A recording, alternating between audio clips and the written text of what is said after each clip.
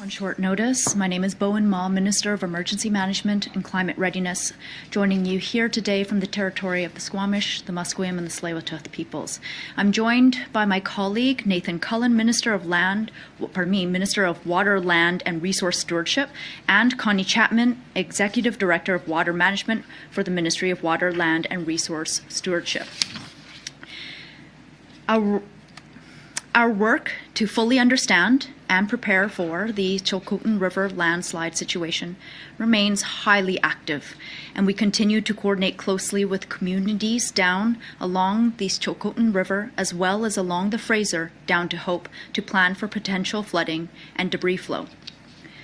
We continue to plan for worst-case scenarios, and current modeling indicates that an overtopping of the dam is more likely than a sudden release or break of the dam. Depending on the distribution and nature of the overtopping flow, the impacts could still be significant. Please keep in mind, this is not a confirmation of what will occur. Rather, it is not the only scenario that we are planning for, but it is one that we are planning for. While we do not have any definitive timeline on when water will begin to release, our latest modeling continues to indicate that it would take 12 to 24 hours for that water to reach Hope. All this to say that there will be time to alert people at risk along the way if they must evacuate. If evacuation becomes necessary, we will issue BC emergency alerts to cell phones, radio, and television. These alerts are only issued when there is an extreme risk to public safety, so if you receive one, please take it seriously. It remains imperative for people, especially those living along the Chilcotin downstream of the landslide, to be prepared to leave on a moment's notice if necessary. Please make sure that you have your grab-and-go bags. Make sure you have an emergency plan that considers all family members and pets. If you are placed under an evacuation alert or evacuation order, please follow all directions from your local government or First Nation. Stay off of and away from both the Chilcotin and Fraser Rivers this long weekend. We are committed to providing information as it becomes available, and continue to stay up to date with the latest information through emergencybc.ca. Pardon me, it's emergencyinfobc.ca. I'd now like to pass it on to Minister Cullen. Thank you very much. Thank you very much, Minister Ma. My computer's decided to freeze. As you've heard, this remains a dynamic and very concerning situation.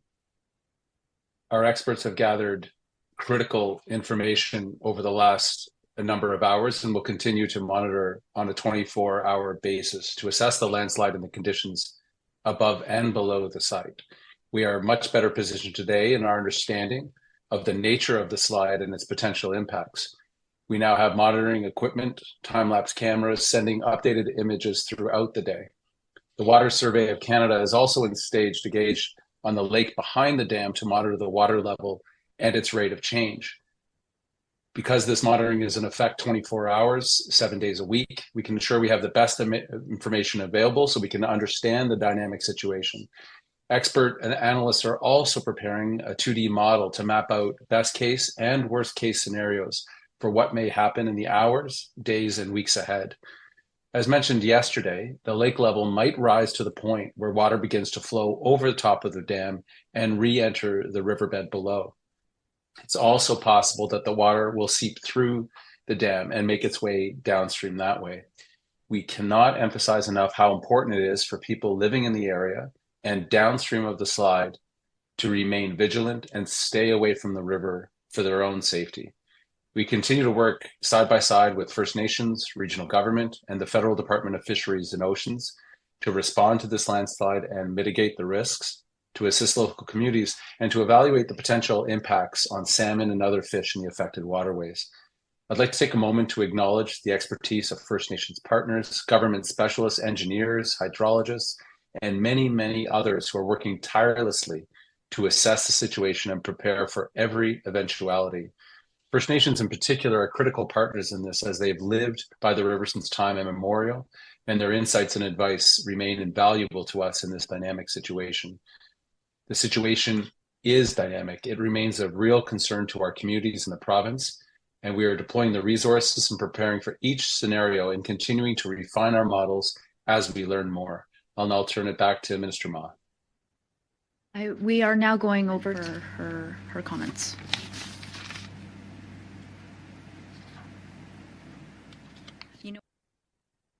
You know what? Maybe my speaker. Okay. Speakers list that Connie Chapman was up next, but she's available for questions. We also have Ian Cunnings, Senior Director of Regional Operations from Emergency Management and Climate Readiness, who is also available for questions. Thank you, Minister. As a reminder for media on the phone, please press *1 to enter the queue. That's *1 to ask a question. For reporters in the room, please line up at the microphone provided and wait to be called. Please make sure to provide your full name and outlet. Media will be limited to one question and one follow-up. Our first question, we're going to start in the room. Please go ahead.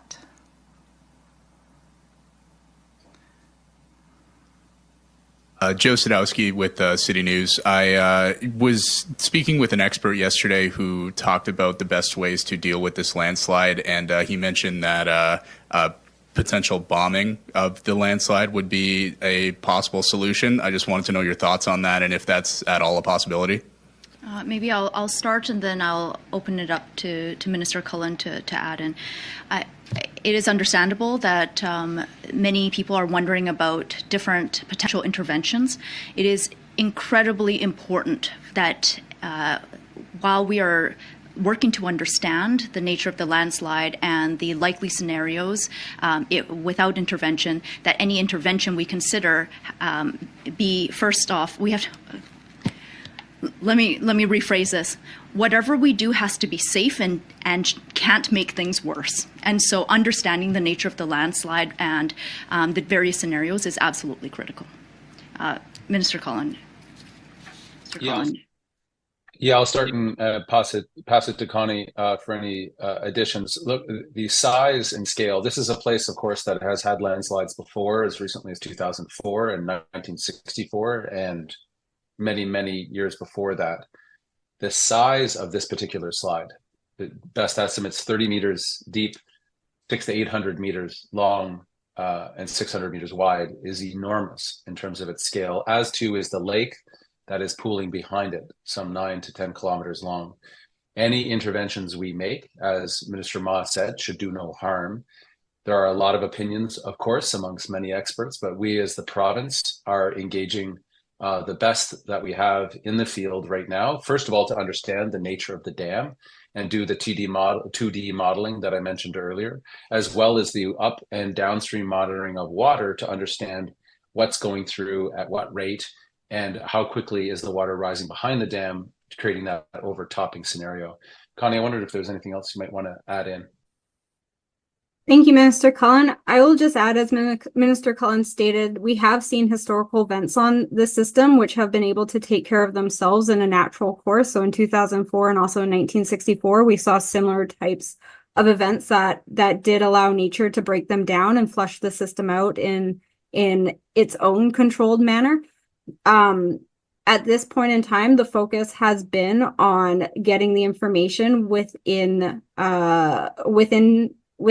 from site into that 2D model to understand. One of the key concerns is that the material that makes up this debris is highly susceptible to erosion. And when we start looking at human intervention, we want to ensure that we're not putting at risk or causing a further uncontrolled type release. Whereas right now we're looking at what nature may or may not do. You have a follow-up? Yeah, and just a quick follow-up. Logging was a potential source that caused this landslide. Has there been any update as to what caused this? And could you provide any background on that? I think right now the focus is on understanding the nature of this landslide and what is going to happen behind the landslide and downstream of the landslide over the next 24, 48 hours, or however long this event takes place. There will be absolutely time to talk about the causes, but right now the province's focus is on the current situation at hand. For our next question? For our next question, we're going to go to the phones, starting with Mira Baines, CBC. Please go ahead. Sure. Thank you for taking my question. What is the risk for Hope and nearby communities that are downstream from this right now? So we are anticipating and preparing for the possibility of flooding in the area. It is difficult to know the extent of the impact because it is very dependent on how nature runs its course over the next 24 to 48 hours, if it is left without intervention, how much debris flow is taking place. So we are working closely with communities to prepare for a number of scenarios. I will say at this time, our modeling does not indicate a likely need for mass evacuations. However, this is based on information that is actively being developed and underway. And we do need people to be prepared for the worst case scenario, which is why we are asking everyone who lives by the Chilcotin River and the Fraser River, between the Chilcotin River and Hope, to be prepared with an emergency grab and go bag in case. If there is a catastrophic event that takes place, we are receiving on-site data visual data every 15 minutes, and we do anticipate that it will take between 12 to 24 hours for that water and that debris to reach Hope. So we're talking about a number of hours that are available to us to notify the public of any impending impacts. Mira, did you have a follow-up?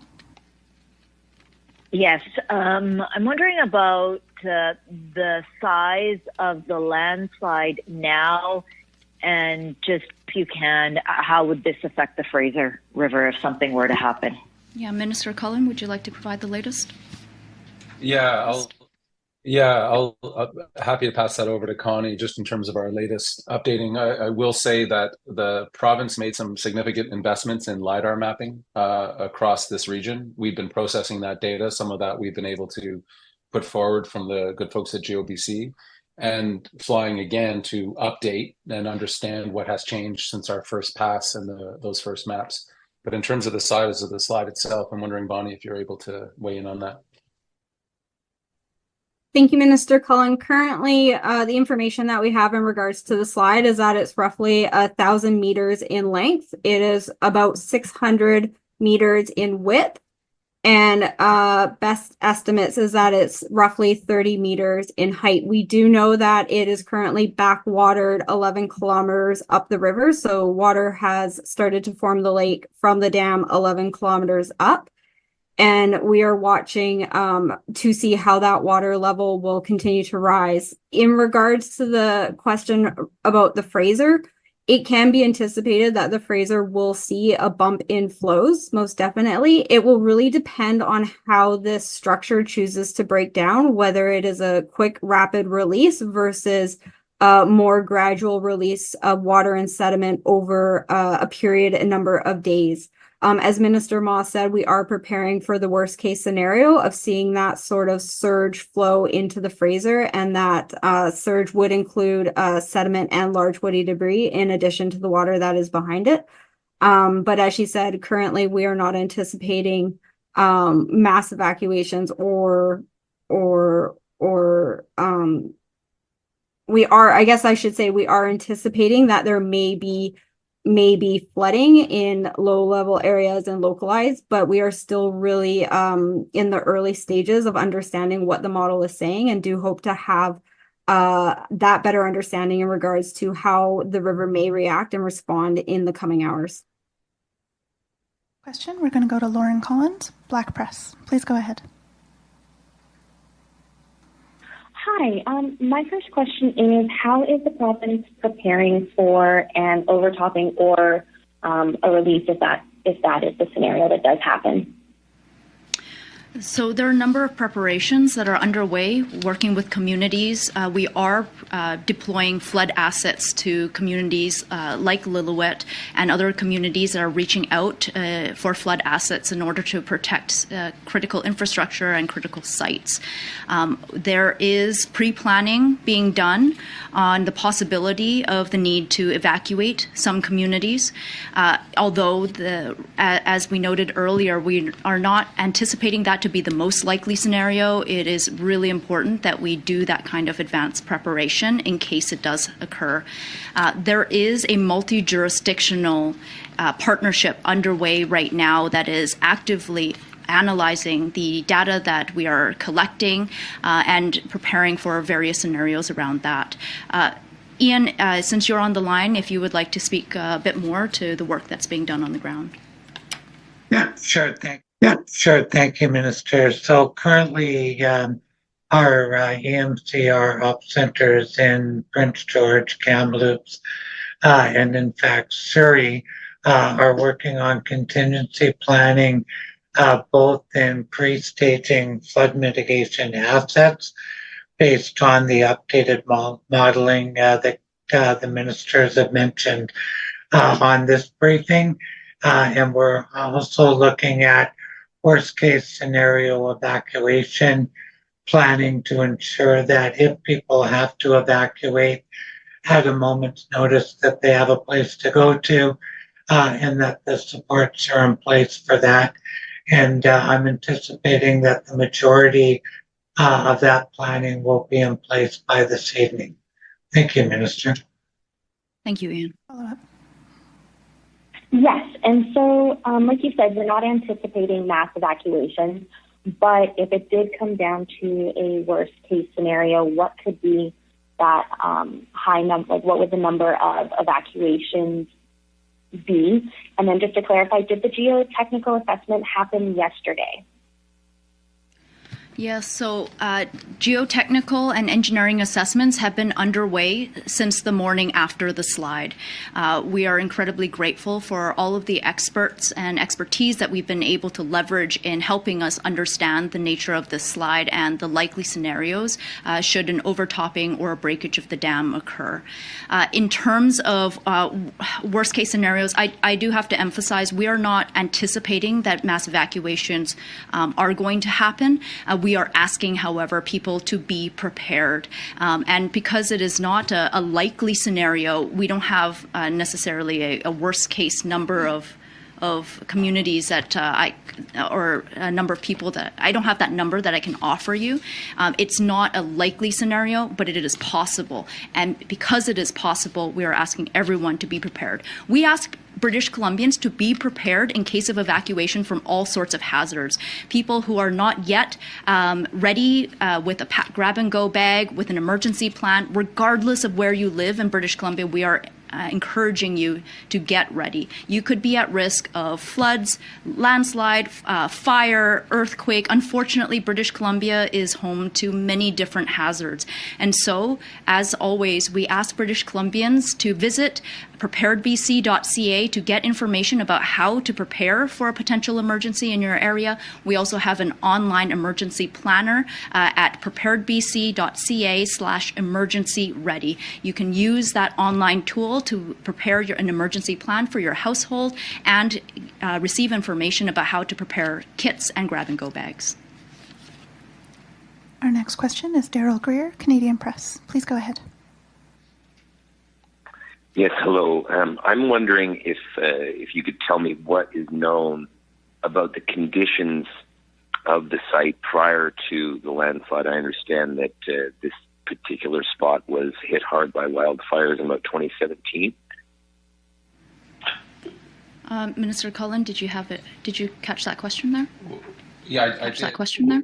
Yeah, I did. And I'll turn it to Connie. I mean, again, the vast majority of our focus is, as Minister Ma and others have been talking about, is preparing for how the water eventually breaches the dam, either through slow seepage or over the top, or something more significant.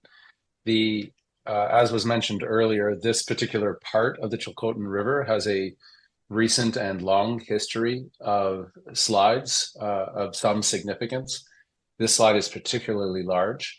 In terms of pre-assessment or what was the state of affairs prior to the slide, I can turn it over to Connie, but again, all of our energy has been pointing towards scenario planning, modeling out the slide that exists right now, and making sure that we have good anticipatory data. So to know if it's going to overtop, how soon, and being able to predict those models with increasingly good accuracy as we refine. I don't know, Connie, if you want to add anything to that in terms of the precondition. Thank you, Minister Cullen. I can confirm that this area has experienced wildfire in the past, and that there are evidence of burned material as part of the slide. But as Minister Cullen has said, the focus has really been on that immediate concern of public safety downstream and what the composition of the slide is looking like in regards to erosion, susceptibility, and the potential of breach and or failure. Thank you. Daryl, did you have a follow-up? Yes, you were talking about worst and best case scenarios. What is the best case scenario, and what is being hoped for this situation to resolve?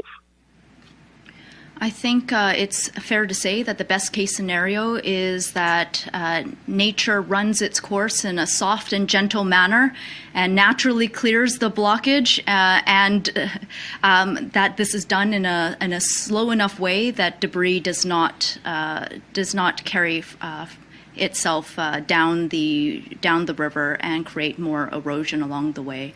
I don't know if Minister Cullen or Connie, if you had anything further to add to that.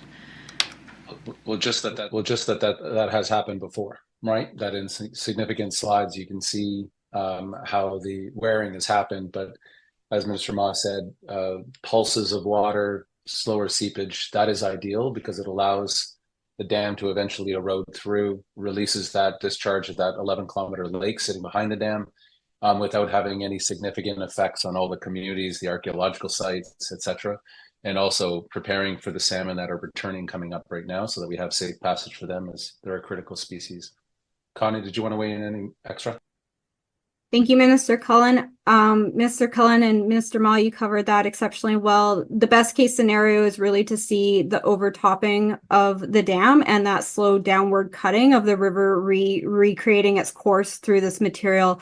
That would allow for small pulses of water to move the debris and sediment downstream in more of a controlled manner than a pulse or a surge, where we would experience further scouring and erosion along the channel bed, but also the redistribution of the material, recognizing that streams and rivers are extremely dynamic sources, and these are natural phenomenons that occur, and the integration of sediment and debris into systems is also what keeps our rivers and aquatic ecosystems healthy. Next question is Eric Plummer, Hashilt Sun newspaper. Please go ahead. Hi, thank you for taking my question. At this point, what do we know about how this landslide has affected salmon migration and habitat in the river? Minister Cullen? I think it's early to tell. Again, we're anticipating and talking with fish biologists, local First Nations, and further down the stream, we're anticipating the major run coming in the next 7 to 14 days. Again, historically, all the way back to 1964 and 2004, there are reports of how salmon, which are an incredibly adaptable species, particularly to these natural current events, will adapt to what comes forward. One concern, though, and this is not just true of the Chilcotin and Fraser River systems, is water temperatures. That salmon, of course, have terminal temperatures that they cannot survive beyond and will not spawn. So we're paying very, very close attention to not only stream flow, but also temperatures, and working on plans with our partners at the DFO and First Nations to say what can we do to mitigate and assist salmon going through the system, given any blockages or water temperature challenges that they face. Connie, did you want to add anything in? No, you covered it well, Minister Cullen. Eric, did you have a follow-up? Yes, thank you. In terms of scale, how does this landslide compare to the environmental impacts of the Big Bar landslide from a few years ago? Minister Cullen, over to you. Yeah, I may pass that right to Connie. Every slide is different, depends on where and when and depth and what kind of permutations or permeation is allowed. But Connie, I don't know if we have much of in the way of comparing this to the Big Bar slide. Thank you, Minister Cullen. You're absolutely correct. We don't have much as of yet in regards to comparison, though I do just want to highlight that the Big Bar slide and this slide are composed of very different materials. So the Big Bar slide was rock, and that is a much more stable type of slide, harder to move, and is a longer term sort of natural infrastructure barrier that is placed within the river system. The current slide is really composed of fine silt sands and clays, glacial lacustrine type material. And we do know that it is more susceptible to erosion and movement than rock within the river. So we are dealing with two very different materials that are blocking the river, and therefore these slides will respond different as to how the water moves through them. Our final question, Castanet, please go ahead. Hey, thanks for taking my question. Building off the earlier question about this being a wildfire scar, I know you guys are focusing on the slide and you don't really want to talk about the cause, but given the number of really big fires we've had in recent years across the province, I'm wondering, is there any concern about this happening again in other parts of the province? Or, I guess, is this area uniquely susceptible to slides? I guess what I would say is that a lot of the hazards that impact communities, impact the environment, impact our economy here in British Columbia are all connected. This is why when it comes to talking about the impacts of climate change, the work to mitigate the impacts of climate change and the work to actually deal with climate change is so incredibly important. When you have historically poor forest management practices that result in clear cutting in certain areas or an excess of fuel that result in help wildfires burn hotter in other areas, you end up with scarred landscape that is more susceptible to debris flows and landslides. And then you exacerbate that with drought. You end up with scenarios where you can have drought at the same time as flooding in the province. When we're talking about extreme heat events and extreme cold events, all of these events are related. It is incredibly important that British Columbians continue to do the work that we do to mitigate the impacts of disasters before they happen, but also to do our part in driving down greenhouse gas emissions that cause climate change in the first place. Tim, did you have a follow-up? Yeah, I guess I'll ask again. Is there concern about this happening in other parts of the province? Or is the Chilcotin area uniquely susceptible to this stuff? Well, I don't know if we can answer to the extent of this exact scenario, but landslides are absolutely a hazard in British Columbia, and we have seen the impacts in many parts of the province. And that's all the questions we have for today. Thank you, everyone, for joining.